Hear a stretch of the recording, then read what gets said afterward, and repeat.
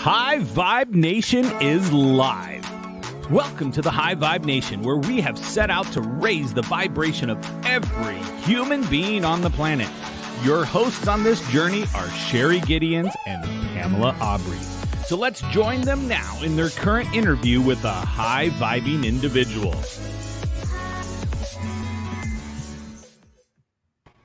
Hello and welcome to the High Vibe Nation, a revolution of love. It's time to raise your vibration and live your best life now. I'm your host, Sherry Gideons, and this is my co-host, Pamela Aubrey. Welcome, everyone. And welcome to our special guest this evening, Dr. SteveTaubman. He is a best-selling author and a world-class speaker who has dedicated his life to showing people how to thrive through challenges. Welcome to the show. What a pleasure. Thank you so much for being in the presence of such conscious, beautiful, brilliant women. I'm all about it. This is fabulous. Well, thank you. So great to have you. Thank you very much. So you know that we love to talk about being high vibe on this show. So tell us, what does it mean to you to be high vibe? Boy, I think that's the nature of life. You know, for me, I'm always observing where are my vibes, right? I think each and every one of us vibrate at different levels at different times, and I think there's sort of a continuum or sort of a range within which most of us live. And some people spend a lot of their time in a very low vibration for most of their lives, and they are sick often and depressed and anxious and all. And I grew up depressed and anxious and low self-esteem and all of that. So I started working toward raising my vibration through not just what I think, because I think many of us think it's just about the thoughts in our heads, and I think that's important, but also learning how to be quiet, learning how to gather energy from the world around me, learning how to shut off the negativity and tune into the positivity. So for me, having high vibrations basically means that, if you're vibrating at the right level, then you're healthy and you're happy most of the time. And if you're not, you're at least conscious enough to recognize when you're slipping away. Love that answer. That's so awesome. And I love the field that you're in too, just based on what you described, because you have the ability to help so many people, let go of these negative beliefs and, these, like I like to say, false truths and these struggles that we set ourselves up for that, we don't even realize we're doing it. And one of the things I read when I was listening to what you do is you talk about unhypnosis and that, we're all hypnotized. Tell us a little bit what that means. The backstory there is interesting too. So I'll explain how my first book was written. And the book, of course, is called Unhypnosis. Okay. And the way it happened was because after my chiropractic career, which went on, for many years, I sold my practice. I took a year off. I ended up becoming a stage hypnotist. And I was performing all over the world, and I became the official hypnotist for MTV Spring Break. Oh, wow. Dirty job, but somebody's got to do it. That was interesting. So I'm in Jamaica, and I've got an audience of over 2,000 kids on the beach and I'm on a big stage, and I've got 25 kids on stage being hypnotized. And hey, Christopher, how you doing, buddy? Hey, Chris. Good to see you, Chris. So I'm on stage, right? And I've got all these people doing all the things you've seen on hypnosis shows, I'm sure. I've got them milking a cow and conducting an orchestra. I've got one guy who thinks he's pregnant. Wow. Another guy thinks he's the father. And in the midst of the show, I decide I'm going to try something new. So I take one of my subjects and I say, when you wake up, 3 things are going to happen. I said, number 1, you don't believe that you're hypnotized, even though you are. I said, number 2, this is the worst show you've ever seen, and you're aggravated with me. And I said, number 3, there's an invisible wall 3 feet in front of you. Now, bear in mind, I'd never done this before. It was really just something to try. So I woke everybody up. I said, how's everybody doing? And everybody says, we're great. And this one guy screams, you suck. And I said, what's the problem? He says, this show's terrible. I said, well, then leave. And the guy thinks for a minute. He goes like this. He says, I'm not going to give you the satisfaction. Wow. And he tried to get off the stage. He's pushing and he's pushing and he can't get off, and he's finally frustrated with himself.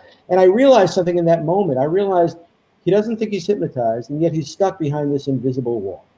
Right. And isn't that the case for all of us? We all have our invisible walls. We all have these barriers to our own manifestation, to our capacity to live the life we mean to live, we hope to live, we deserve to live. And we experience this resistance. And when we can't push through it, what we do is we try to push harder. That usually doesn't work. And then we give up and we make excuses for why it's somebody else's fault that we didn't get where we wanted to go. But the reality is that those obstacles are never on the outside. They're always on the inside. They're always constructed from our minds and how our minds interact with our environment. And the only way to dismantle an invisible wall is to realize it's invisible, right? The only way to dismantle it is to awaken, to wake up from the hypnotic trance that you're living in. So wait a minute, all this time I was feeling like I couldn't do this, or all this time I was feeling like it would be impossible to do that. And what if that weren't true?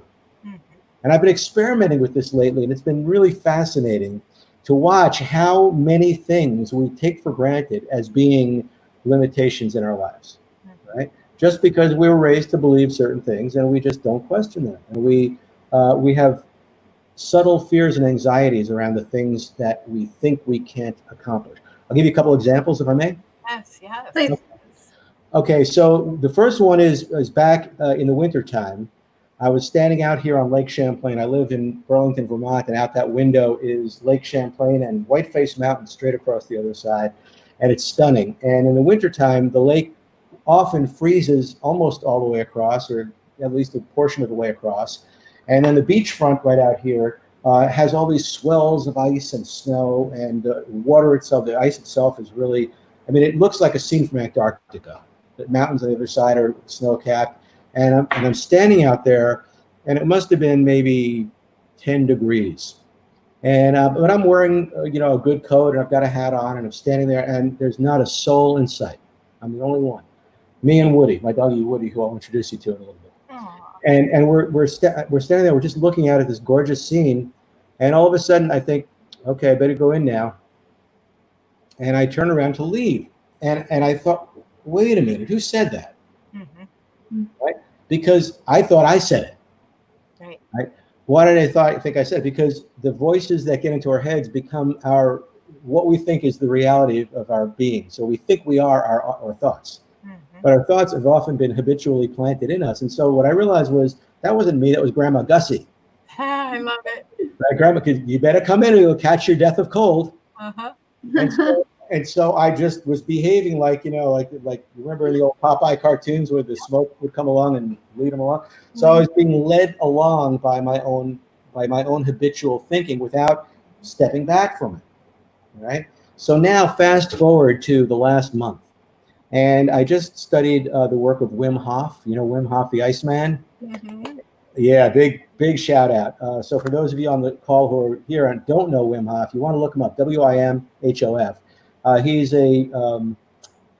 from the Netherlands, so he's a Dutch, brilliant philosopher, athlete, and adventurer.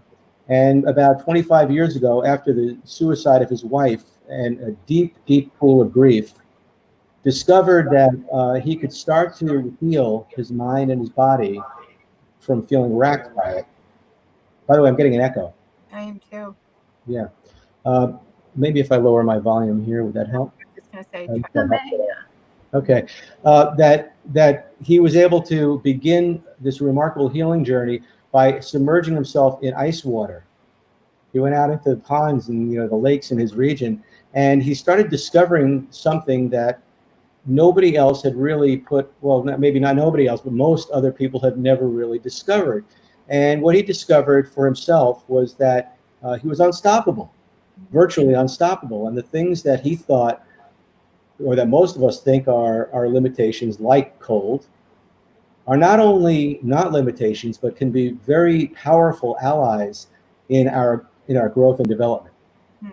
So for him, he was able to do, he's actually got 26 world records. He climbed Mount Everest in a record amount of time in his shorts. He ran a marathon above the Arctic Circle barefoot. Wow. He swam under the polar ice caps and broke the record for swimming underwater in sub-freezing water. Wow. And he submerged himself in ice water up to his neck for 1 hour and 42 minutes with no change whatsoever to his body temperature. Wow. And he's now considered the most studied human being with more physiological data about his experience than anybody else. And what he said right all along is that what I do is something that anybody can do. Mm-hmm. It's not I'm not an anomaly. I'm just somebody who's trained myself to recognize that the things that we are averse to, the things we're afraid to confront, when we start to lower our resistance and move towards them, they become our greatest allies. Mm-hmm. And that doesn't just apply to cold. Although with cold, it becomes fascinating because first and foremost, it's something you're going to resist. Get into a nice cold shower. That's not going to be a pleasant minute for you the first time you do it. But what you discover is now I've been doing it for about 3 weeks or so. And now I can get into the shower ice cold. I don't start with hot and go to cold. I just walk into an ice cold shower and I take my whole shower that way. I wash my hair, I wash my body. And so here's something everybody thinks, well, don't you need the water to be warm in order to get clean? No. It turns out that the science shows that you get just as clean in cold water. Wow. And you get the added benefit of being able to gradually let go of your resistance so that now if I get into an ice cold shower, I still have a little bit of that initial shock. But after about a minute, the shock and shivering go away.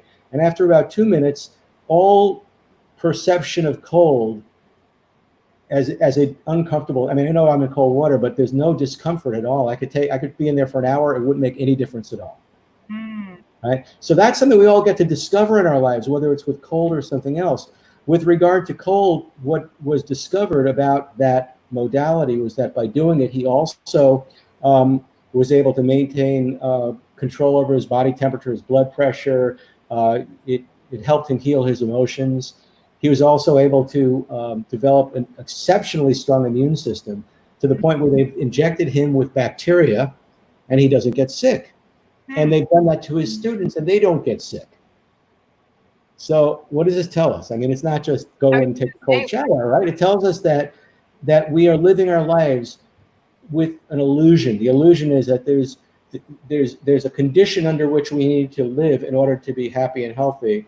And that's a very narrow condition. Mm-hmm. But the reality is that almost anything that you can think of that you thought is that's unacceptable, that you have the power to transform your experience in that environment, in that situation, and have a 180-degree shift in the way you experience it. And not only do you then become masterful in that situation, but you become masterful in all situations, because when you start to realize you have that power, you start to feel more confident. You start to feel, it's almost like, I dare you, universe, to throw me something I can't handle. Mm-hmm. Right? Instead of being all bundled up in your life and like, I don't want to get out of this chair because if I get out of this chair, I'm going to get an ache or a pain and people shrink, right? People's lives shrink and those walls come in closer and closer. And you know what was that line? You get busy living or you get busy dying. Mm-hmm. Right? I love that. And these are such great metaphors. And I know you've spoken on stages worldwide and taught people about mindset and mastery. And so I think it's really important that people understand that you're not just talking about things that you've heard from other people either. These are things that you've experienced yourself, that you've taught yourself and seen played out in many, many lives. And so I'd love for you to tell us a little bit about that and some of the, amazing stories that you've seen, things that you've seen happen in people's lives. Well, for me and for the many other people I've worked with, it's been very exciting. First of all, I grew up pretty unhappy, anxiety-ridden, depressed, neurotic, bullied kid with my glasses and my braces and my bad skin and my bad hair and no social skills whatsoever. And I just felt bad about myself. And so I started learning about the various strategies and skills that I teach for me. It was for me. I needed it for me. I needed to learn how to quiet my mind. I needed to learn how to be present. I needed to learn how to transcend fear. And I how needed old to were you learn. when you started that? How old were you when you started to learn that? I'll tell you the very first time it became a possibility for me. Okay. 13 years old. I'm a very unhappy kid. My mother brings home the record album from Man of La Mancha, Mm, To Dream the Impossible Dream. And yeah. it hit. You know, I felt like no matter who you are, no matter what you do or don't have to offer, you can live by a quest. You know, you can live by a code. You can have discipline. Discipline is freedom, right? If you could discipline yourself to follow a certain code of conduct, for to behave in a certain way, whether you feel like it or not, then yeah, exactly. So what Chris is saying, you end up taking personal responsibility for the experiences around you. And what does that do? It makes you more responsible, more respectful of others. You know, to be willing to march into hell for a heavenly cause. Yeah. To love pure and chaste from afar. All those lines. It's all about, can I be the kind of a person to like put out that kind of energy, regardless of how I'm feeling, because I don't want to operate based on my feelings. And so that played out at that time in certain ways. It got me into theater. Theater got me into improvisation. Improvisation got me into presence. Presence got me into reading more. Reading more got me into studying and exploring the different ways that I could end misery and suffering inside of myself. That eventually led me to meditation. Meditation led me to a number of other mindfulness-based modalities. And then hypnosis played into that really nicely, because you see the whole idea of our states of consciousness and how they relate to our ability to get backstage to our own thinking. You know, I'm thinking really bad, disempowering thoughts, but I'm out here noticing that I'm thinking them. That's a whole different thing, right? If you're sitting in a movie theater and the movie is getting really, really scary, thank goodness you could say, oh, it's only a movie. Yeah. But if you're in your own head and it's getting really scary in there, you got to have a place where you go, oh, it's only a thought. Yeah.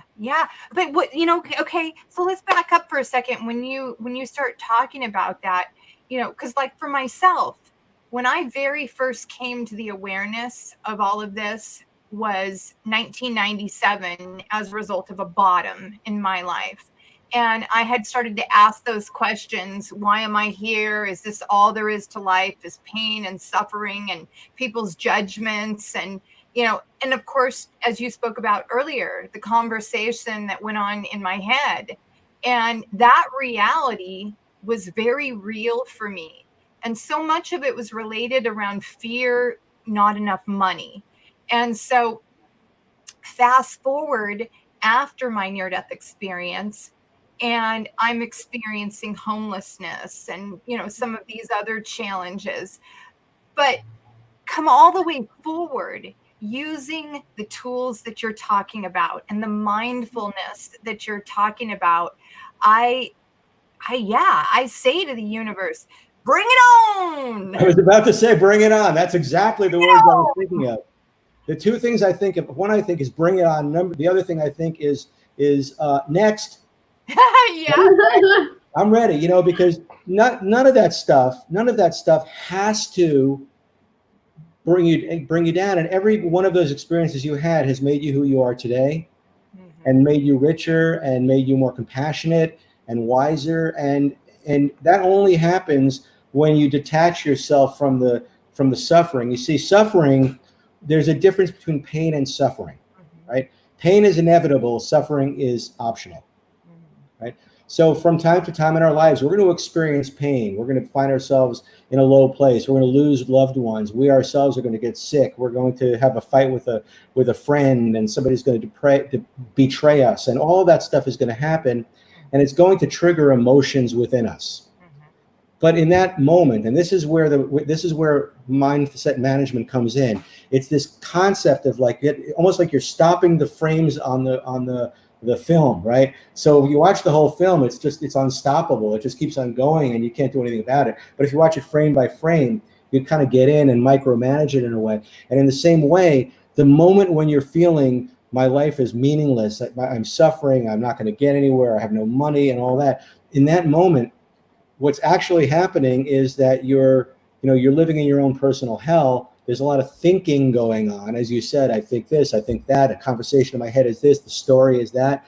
And none of that stuff is real. It all feels real. None of it's real. It's all simply what you're doing with the circumstances in which you're living. There are happy homeless people. There are happy poor people. Yep. There are happy dying people. Right? That's so, I think that's so valuable. And I kind of want to go back a little bit too, because, okay, so you're saying, at 13, you're already having having this awakening, which is pretty early in life. So at what point then did this all start to come together for you to actually translate into, how it would impact your life and how you would start to, build this, journey that you've been on to helping others? Well, I'm embarrassed to say that it only took me another 30 years, and then I finally began to understand this. But I think that's wonderful, because I think a lot of us relate to that. I mean, I think a lot of us feel like, how come it's taking me so long to kind of figure things out, right? Well, okay, here's what I do with that. I believe that every one of us has within us, it's our ego, or maybe it's just a part of our ego. There's a structure within us whose entire job is to make your life a living hell. It's not really its job, but it sort of seems to be its job, right? And so it's the thinking mind, and the thinking mind always wants to be in charge. It always wants to be in, the part that's defining your experience. So even when you come to assess the thinking that you're doing, it is the thinking mind that's thinking about the way you're thinking. And it's doing it the same way you were thinking. So that's why you get mad about being mad, and you get anxious about being anxious. I can't believe I'm anxious. Oh my God, this is what causes panic attacks. You're anxious about being anxious. If you could just be like, oh, that's interesting, I'm feeling anxiety. Oh, that's interesting, I'm feeling anger. I wonder what anger feels like. I wonder what anxiety feels like. If you could just be with and observe and notice with equanimity, with non-judgmental awareness, the experience you're having, that experience by its very definition would dissolve away.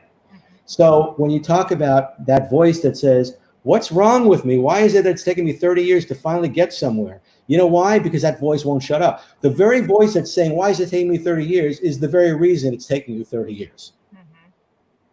Right? It's like the old joke about how does the police chief catch the criminal when the police chief is the criminal? Right. Right.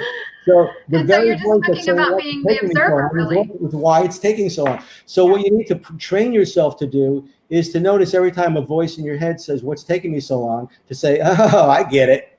Nice try. Nice try.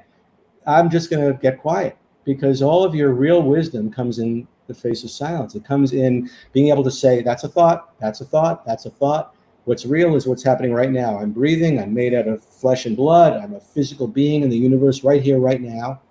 And you know what? And that's enough. Mm-hmm. Yeah. When you say that we can control that part of ourselves, because when that is happening, when that voice is coming in, and we're so attached to the emotions of what's showing up in the moment, whether, because for myself, just using myself, trust was one of the things that was hard for me, because I was so tied to feeling that I had been done wrong, and so I was so attached to the emotion.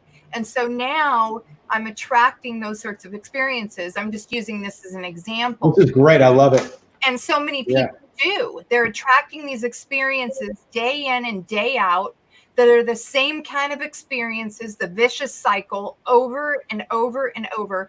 So how do we stop that and begin to control it in a way that serves us? Okay. There are two things I need to say, but well, maybe more than two, but so far I've never been reliable about how many things I need to say. I always say more than I thought I was going. So go for it. More is good. More is good. More is better. Yeah.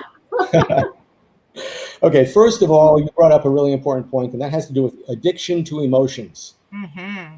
We are all addicted to our emotions like junkies. Every one of it. We're all junkies.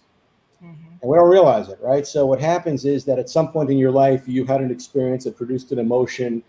You experienced it enough that it became recognizable. Your nervous system basically began firing in a certain way, and nerves that fire together wire together. And so you began to develop a pathway within your own nervous system that says, I've been done wrong. This is just the way it is. People are unreliable. Men suck. Whatever it is, this is the pathway. Now, unfortunately, if that's what your program looks like, it looks like that because if you can manifest experiences that prove you right, you get more of that juice. It's like the junkie, right? I need one more fix. And if I don't find somebody who's going to do me wrong, how am I going to ever feel that feeling? How am I going to ever fire off that emotion? I better hurry up and do something stupid. I better hurry up and get into a bad relationship so I could prove to myself that men suck. Yeah. Right? So it's the addiction to emotions and the addiction to thought that produce this effect. So if you start out with a recognition and an understanding that your mind is constantly replaying a certain scenario and that it's happening subconsciously, of course, but what we need to realize, and this is part of the hypnotic process that we teach, is that your conscious mind is only capable of processing about 7 to 10 bits of information at any one time. My phone number is 802-236-3146. What's my phone number? I knew you were going to say that. Right? Because you can't do it. But what you can do is you can hone in on one thing. So what you'll hone in on is that life is terrible. And so then you'll keep on replaying the message. So essentially you are a hypnotist and you're hypnotizing your subconscious mind from this very limited view of reality that you're proving to yourself is absolute reality, because as long as you program your subconscious mind to believe that is reality, it will now create a universe in which that is reality. And so now the question is, well, what do you do with that? I mean, how do you break the addiction? Because that's the better question is, how do I break the addiction to my mind? Right? How do I get backstage? How do I get backstage to myself? So I'm just watching this whole thing versus being on stage, like acting it out as if I think it's real, right? How do I do that? And the two words that came to me were necessary strength. Okay. So if you've been going to therapy and like digging into your past and, you've been doing all this stuff, you're telling your story and retelling your story. My personal feeling is, I've done that for years. I had done that for years. It didn't really get me very far. It gave me some insight, but beyond a certain point, it was just a great place to go and retell my story. And to believe that in telling it, I was going to get somewhere. And, because they tell us you need to understand your backstory. Look who's here, Mr. Kenwall. There he is. Hey, Ken. So we think we need to understand our backstory, right? And so we need to understand. Werner Erhard said, understanding is the booby prize. Larry, my friend, how you doing, buddy? Larry and I are going to be together here before too long, too. We've been teasing ourselves along. We're going to have a nice show together before too long. Love Larry. Larry is everywhere. He's amazing. I know. I know how he does it. Rock star. Beautiful, beautiful. So here's what I'm saying is that if you're going to get backstage, you're going to have to develop the necessary strength to notice without being drawn into the experience that's pulling you in. So far, so good. How do you develop necessary strength? By strengthening your focus muscles. So meditation is a really powerful thing. I'm sure you teach it and you encourage it. And all those who are here are probably somewhat aware of meditation, although they may not be aware that meditation is not necessarily easy. Right? I think a lot of people, you say, do you meditate? They say, yeah, I tried it once, but it didn't work. You say, what do you mean it didn't work? Well, I kept thinking. I say, well, duh, that's the whole point. It's like saying I tried lifting weights, but I had to keep putting them back down again. Right. It's like you lift them so that you have to put them down, so you have to lift them so you put them down. So it's a constant repetition that gradually starts to change your own neurology. It's that neuroplasticity until your mind is able to naturally gravitate toward a more backstage perspective. And so you need to do it because it's the only way you get your life back. Well, and I think, it's interesting that a lot of these things tie into, and I was actually reading a little bit of Brene Brown earlier, so it ties into, the science that's been done that shows that a lot of times we get into these scarcity patterns like you're talking about. And so maybe you can talk to us a little bit about prosperity neurology and what that is and how that plays a role in this too. We could pick up where we left off in terms of walls, the mental and emotional walls. Most of us have a program around money, and that program is deeply embedded in our subconscious minds. And how did it get there? It got there as a result of repetition from early childhood on about what you should and shouldn't do and expect and deserve.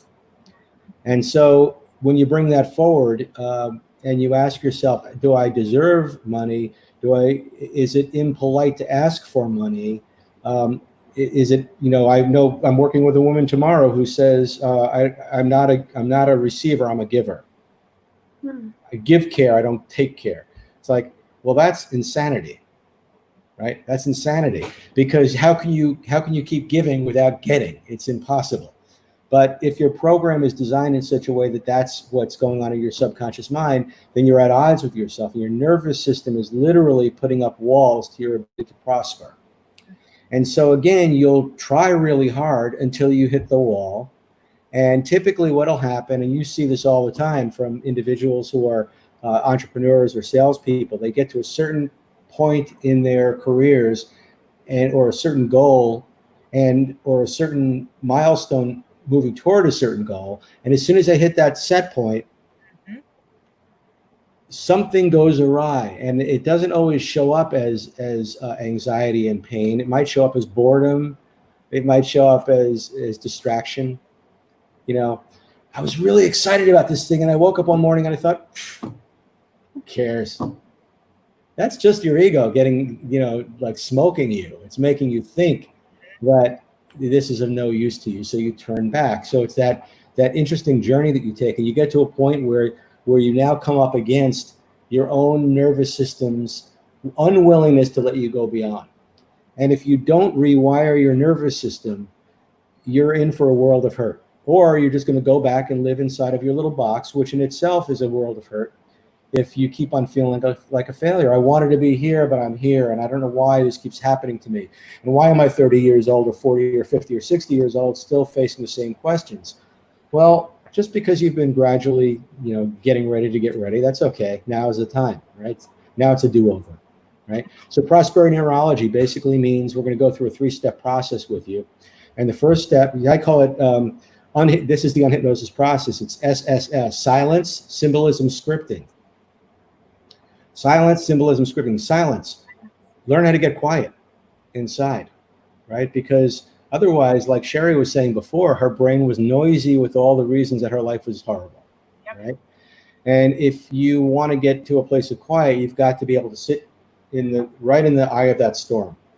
All that stuff's happening, you're just not biting. You're just not buying into it. You're a fish in the water, and all these little worms are coming in, but you know that all those worms are on a hook. So you refuse to let yourself get hooked. And eventually they say, I guess this isn't a good place to fish, and they go away. But it takes a while. So you're practicing that be here now process, because when you do, you become more receptive. Right? I feel that affirmations in and of themselves are not very helpful. I'm good enough, I'm smart enough, and doggone it, people like me. I say, I'm great. And then my subconscious says, no, you're not. I say, I'm great. No, you're not. And then I'm at odds with myself, right? It doesn't get me where I want to go. However, if I can get into a state of silence and then I say I'm great, well, now there isn't another voice contradicting that voice anymore, and now it goes in. So silence, symbolism, we use in linguistics, neurolinguistic programming, we use metaphor quite often. And you can see I talk in metaphors all the time. Everything I do is metaphor. And I can't help it. It's just the way I talk. But we do it to ourselves all the way over and over again. Do-overs pop up window ideas. We do this whole thing of thinking we can't have it because we didn't have it before. Yeah. So instead we say it's a do-over. It's a brand new day. So now what do I do with all that content? What do I do with this voice? Like, Sherry, what do you do when you're filled with misery, you're filled with fear? Well, I do this on stage quite often if I'm doing a stage hypnosis show, and I'll have a group of people, and I'll say, now bear in mind, they've already been hypnotized, so we've already satisfied the first stage, silence. We've already gotten them to a very, blank slate place. And then I say, how many people here are afraid of snakes? They're all afraid of snakes. Everybody's afraid of snakes, right? So I've got a buddy, Colby, and he has a 6-foot python. Oh. So he just walks up on the stage with his 6-foot python, and 25 people run off the other side of the stage. They're like, running and screaming away. And then I say, okay, Colby, leave. And he gets off the stage, and all those people come back, and I do a process that takes maybe a minute. And in that minute, what I do is symbolically have them throw away the fear. Mm-hmm. Symbolic. Mm-hmm. And there are steps to it. I'm not going to go through the steps, but they're symbolically throwing away the fear. And then Colby comes back on stage with the snake, and all 25 of them line up to meet the snake. Oh my God. And they take turns holding the snake, and they're petting the snake. I've got a video of a girl kissing the snake. It's amazing. I need to try this. So lifelong fears, right? So we live our lives, again, in the box, not realizing that there's a way out. It's like Plato's cave analogy, right? You're sitting in the cave, terrified in the cave, but there's an opening right behind you. Get up and leave. Right. So silence, symbolism, and then scripting. That's when affirmations could be of some value to you. If you're receptive and empty, and you've symbolically let go of the other stuff, you're not painting on top of a pile of doo-doo, right? You're doing it in an empty space. And so that's where hypnosis can be very valuable, is because it could be a quick process to go silence, symbolism, scripting. And then I take that same individual and I say, okay, now we need to gird your loins. We need you to learn how to sit quietly, regularly, and notice when all this stuff is coming at you, and notice how to use it as grist for the mill. All those things that used to be objectionable are now things that have the capacity to enrich you as a human being. I once did a hypnosis show for a school district, and there were about 1,000 people in the audience, and it was on a gymnasium floor, and all the people watching the show were up in the bleachers, and there are about 1,000 of them on the stage up there. And then I had about 20 kids on the stage, which was the floor of the gym. And as I'm putting them under at the very beginning, and as you listen to my voice, you find yourself going deeper and deeper, becoming more arrested, relaxed, and peaceful, letting go of all the concerns around you. And in that moment, the janitor had been pushing a cart full of 20, I think about 150 metal folding chairs, and it fell over. This completely, disruptive sound, and it echoed through the auditorium. And in that moment, I could have said, shit, what's the matter with you? You just ruined my show. And that would have been the default thing for anybody to do. And I said, and as you hear the sound of the falling chairs, it takes you deeper. What do they know, right? Right. So that's true for all of us. So like you're getting in ice water and you say, and as the cold water touches my body, I feel more comfortable. Right. And as I walk through this wooded path and all the mosquitoes are swarming around my face, I feel peaceful and loving, and I send blessings of love to all the mosquitoes. And I just keep walking, and I don't do one of these because these actually attract more mosquitoes. So how often are we doing this in our lives, attracting negativity by trying to push it away? Right.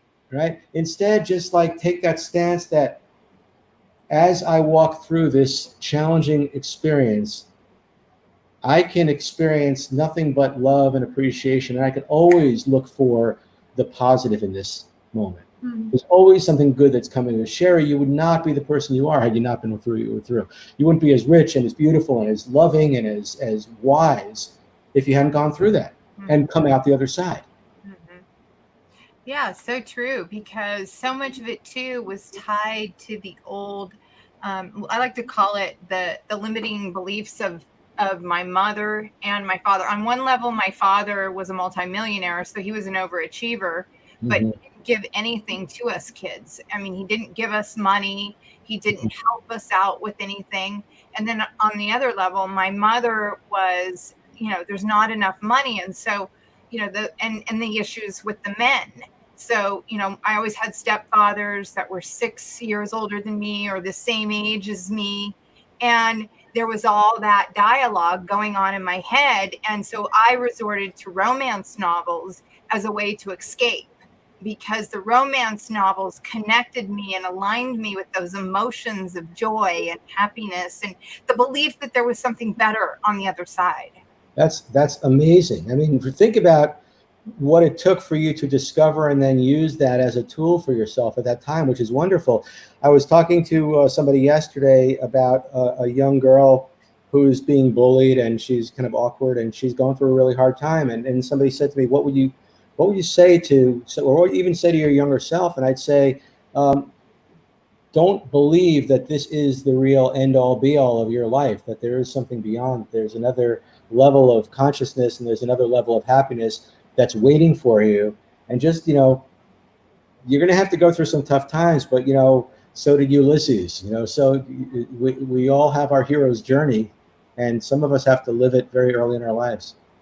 I like that you said that, because, when I first awakened for myself, all of a sudden I heard sound and tone in a completely different way. And for example, music, the hero, any rendition of the hero song that had ever been created started showing up in my moments, in my present moments, and as if the words in each of the songs were speaking specifically to me to give me the courage to keep taking another step and to strengthen that inside me, that I wasn't alone, that everything that I needed was showing up moment to moment. So that's beautiful. And I think that's a really good kind of a touch point for everybody to think, those songs were always there, right? Most of them are pretty popular songs. Yes. But they started showing up. What they really did was they started showing up in your subconscious. They started making it past the filter of your conscious mind. How did they do that? Well, they did that because at some level, you did something right. You made a decision. My decision is I'm going to live a bigger, richer, more loving life.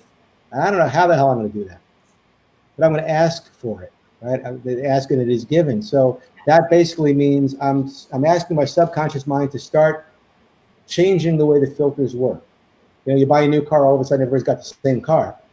Well, you buy a new life, all of a sudden all the opportunities for a new life are there too. I've got lots of those stories. And and those are really, really cool things. They're the affirmation of the inherent magic of the universe, the inherent beauty of how everything sort of works when you open to it, because you're only seeing this much of what life has to offer. And if you're seeing this much of it and you're pointing it toward negativity, that's a very painful life. But if at least start pointing it this way and simultaneously opening up your perception, then more and more magic happens.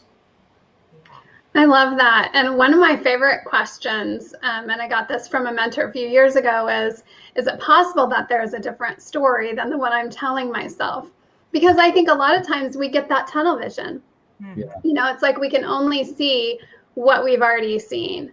And so I've always kind of loved that question. And I feel like what you're sharing with us is a way of taking that question and expanding on it. That's amazing. I love that. And I'm going to say the question again, because that one is going to definitely get some airplay. Is it possible there's another story? Is it possible? Yeah. Is it possible that there is a different story than the one I'm telling myself? And I will credit Mark von Musser for that, who, by the way, is amazing. If you haven't heard of him, you should go look him up. But that was a game changer for me. That really changed my perspective on so many things. But I love what you're sharing, because I think it opens it up even more when you take that question and you go into a really quiet space with it and you do some of the things that you're talking about. That's so powerful. Yeah, it's just, what I'm bringing to the table as a companion to that kind of inquiry is receptivity, being more receptive. So it is really a question of state. As Tony Robbins, if you change your state, you change your fate. So, it's really opening to being in a state of consciousness where inquiry is possible. But again, these are important inquiries. Brene Brown, you mentioned, is it true? How do I know it's true? Is there another way to look at it? These kinds of questions are really life-changing, because we're so in the habit of thinking and asking the questions in a certain way. And the quality, I think it was also Tony who said that, the quality of your life is determined by the quality of your questions. Dr. John DeMartini said the same thing. Oh, John says that. Yeah, that's awesome. He said the quality of questions you ask yourself determines the quality of life you live. There we go. Well, let's credit John with that. I remember John when he first started doing motivational speaking. He was a chiropractor. There are 3 people that I know of who have, gone from being chiropractors to being personal development gurus and hypnotists. And one of them is me. One of them is Joe Dispenza. One of them is John DeMartini. I love him. I interviewed him on a show I had years ago, and I actually got to sit and have dinner with him. And he's a pretty amazing person. The story, just like yourself, the stories are what really invite you in to be able to tap into that you're describing. When we talk about these states of mind and these shifts in consciousness, I'm visual and kinesthetic. So, I learned from another mentor years ago. He started addressing everybody in their learning styles so that everybody could conceptualize, the information he was describing. And I feel very much that you are doing the same thing. Well, thanks. I appreciate that. I feel like any of us who are trying to impact the way people think, what people see, what we are is translators, right? Wisdom is wisdom, right? I mean, whether you get it from Buddhism or Christianity or Judaism or from, or a Bowery bum who just happens to have come upon it hard won, wisdom is wisdom, but it's not always easy to apply it and understand where it applies to your real life. So we are meant to take these principles and make them easy to absorb and see how they apply in our lives. Wow. Yeah, that's really, and I think for a lot of people, we're kind of in this place right now where we're all sort of seeking answers. We're looking for more wisdom, going forward at how can we do things better. And I love that there's simplicity to what you're saying. That it can be as simple as just go into that moment and let yourself be there for a little bit. Like, it doesn't have to be more than that. No, and I'm not smart enough to make it complex. So I've got to go with simple. Simplicity is really the answer. It's most of us have been trained in our lives to believe we need more. We need to look at it from 1,000 different angles. We need to, we need to understand the psychological ramifications. And most of the time, what's fascinating is, and this comes also from my work as a chiropractor, back in the day when I was doing physical work with people, you'd meet somebody who had some long-held difficulty, whether it's a healthcare problem or an emotional problem. There's always a physical component, right? So you would treat somebody, you would treat somebody, and then all of a sudden, this long-held spinal problem would release, and all of a sudden they'd say, I just remembered where that came from. Because they didn't remember where it came from, right? But then when the physical problem went away, the memory came back. So the idea is this, this is kind of a metaphor, but it's kind of true, is that we hold our memories in our bodies, right? And so all those holding patterns are what are keeping it. So we're sitting there saying, I've got to figure out why this happened. What happened? I've got to figure it out. And we're living in our head trying to figure it out, where all we need to do is just kind of fix it in the body. We need to release the tension, and then we have access to the wisdom that was there all along. And that's been true in my hypnosis also, because some hypnotists believe you need to do hypno analysis. I've got to take you back to the first time you ever felt that thing. And I'm a bad subject for that myself, because my memories are not easily accessible to me. I don't have a lot of specific memories of my periods of trauma.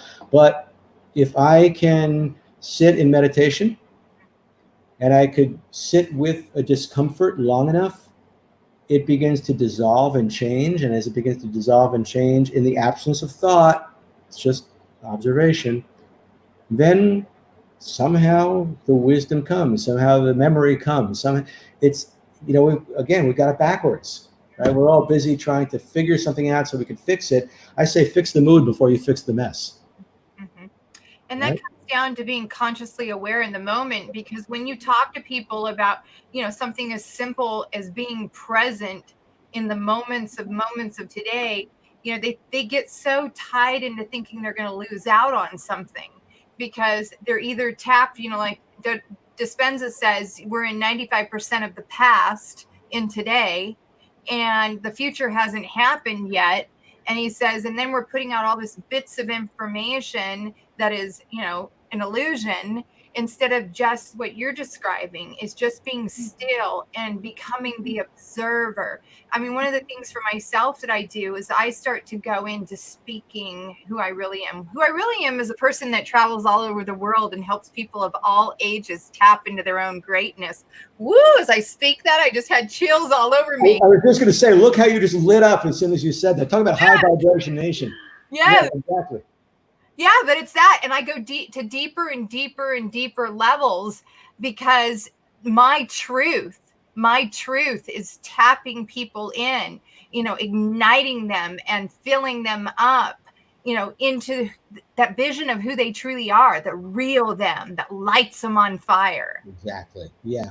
Yeah. And I think that's what lights all of us up, right? That's the beauty of the kind of work we do, and the fact that we've assembled a community of brilliant individuals like Mr. Swanson here.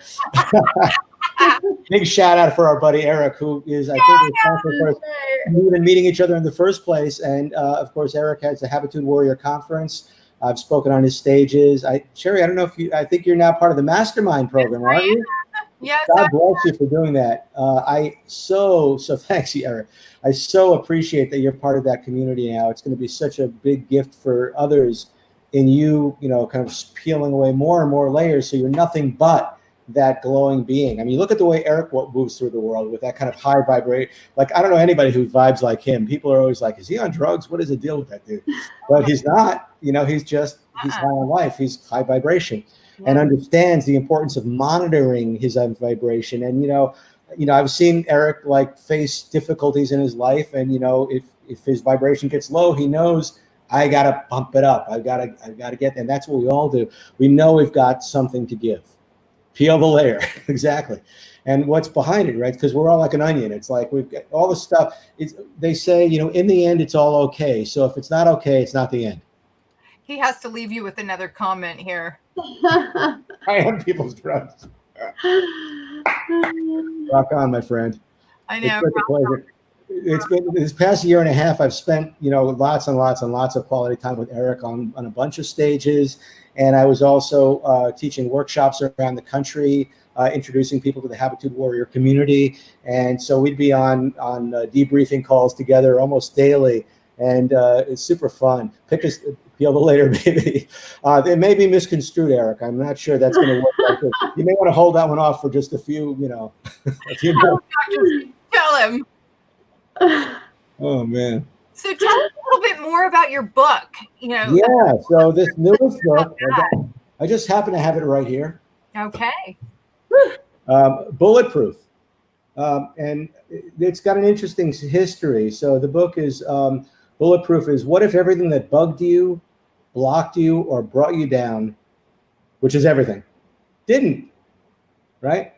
Same life, same stuff, same crap going on around us, same pandemic, same, family gatherings that we barely survive, all the stuff, right? All the stuff that's bugging us and blocking us and bringing us down. What would it look like? What would your life be like if you were able to unconditionally choose happiness?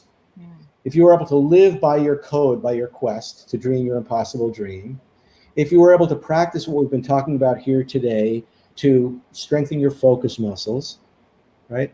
If you were able to lean in, I've got another metaphor to share with you. Yes. How are we doing on time? Do I need to talk quick or something? You got it back. We're good. Yeah, you're fine. Okay. I went to Disney World several years back, and they at Epcot Center, I don't know if they still do this, but they used to have this light show at night. And there's a big fountain, and the fountain would push up a big spray of water. It was ginormous, like 100-foot tall spray of water, maybe like 200 or 300 feet across. So you're sitting out there, you're looking at this spray of water, and then there's all kinds of colors appearing on it. And then all of a sudden, it's the Sorcerer's Apprentice, Mickey Mouse and the Sorcerer, and the music, and it's like very intense. Right? It's like, whoa. Wow. And you're like, oh my God. And if you're a little kid, that's got to be scary. I bet. Right? And so what I was thinking in that moment was, if you're there watching that light show, and it's big and it's noisy and it's scary and it's a projection, and it scares you and you want to run away. Mm-hmm. Well, that's like life, Yeah. right? And you're the projector. You're projecting this image onto a spray of water. It's ephemeral. It doesn't have any solidity to it, right? But it looks very, very real. Your life back when you were miserable was looking very, very real. You were projecting negativity onto this giant screen of water and then running from it. But somehow fascinated by it. But you know what? If you wanted to like really overcome the fear, you know what you would do? You'd walk towards it.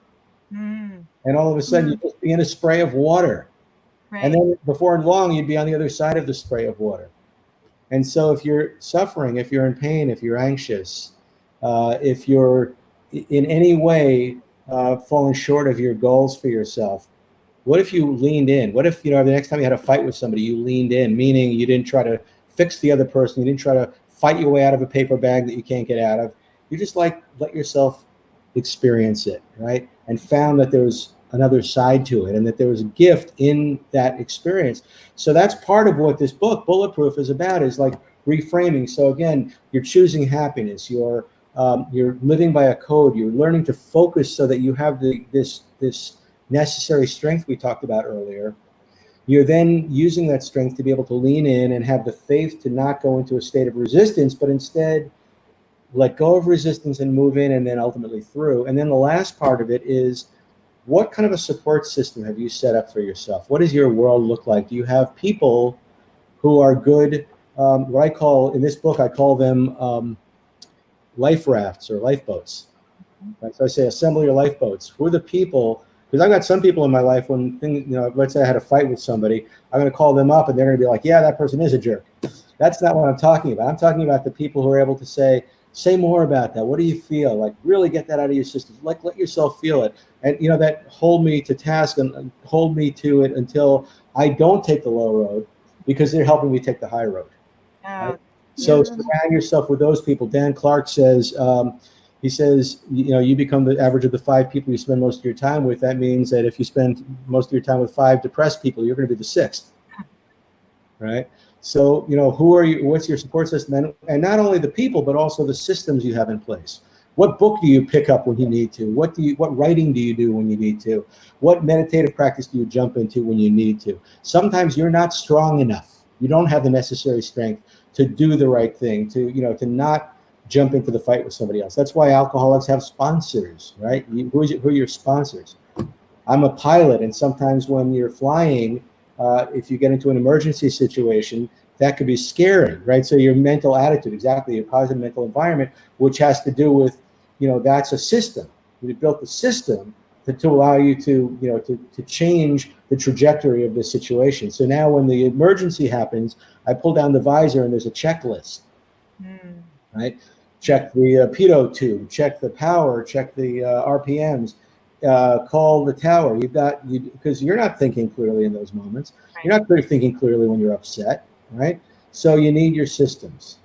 Anyway, that's all what this book is about. It's awesome. I'm very proud of it. I've got a quote from our buddy who's here now, our buddy Eric on the bottom there, Sharon Lecter from Rich Dad Poor Dad, Jeff Hoffman, the founder of Priceline, and the foreword was written by the founder of Make-A-Wish Foundation. I love it. And we have a little gift for you guys, right? So I think the Bitly link there, if I'm not mistaken, takes you to my mailing list. And if you sign up on the mailing list, you get a free digital download of the first chapter of the book. And so you get to try before you buy. And then there's a link at the bottom of that that'll send you over to Amazon. And if you then send me your Amazon receipt, I'll send you a free digital download of my first book, which is on hypnosis. Oh, wow! So a lot of value there. I bought the book when you very first released it. Wow! Thank you. I'm so glad you became a fan early in the process. Yes, indeed. Yes, indeed. And an ambassador, and I'm so glad that I'm here with you guys now. And boy, you guys draw a really good crowd. I mean, I can't believe some of the people who popped in here and said hi. These are some heavy hitters. Oh, heck yeah. You have an amazingly positive environment. Yes, you do. We're very fortunate. I'm loving it. Well, And very fortunate to have you on today. What a joy. So much amazing wisdom that you've shared out with us. So thank you so much for that. Oh, thank you. It's been an absolute pleasure. I hope we do it again sometime. Absolutely. We absolutely do it. We want to thank every single one of our listeners and our audience. Thank you for sharing this out as always. And thank you, Dr. Steve. We really appreciate you being on the High Vibe Nation with us tonight. You can all find us on the High Vibe Nation at www.thehighvibenation.com. You can find us on Instagram at the High Vibe Nation. You can find us on Facebook at the High Vibe Nation. And until next Monday, have an amazing rest of the week. Thank you all very much. Good night, everyone. Night.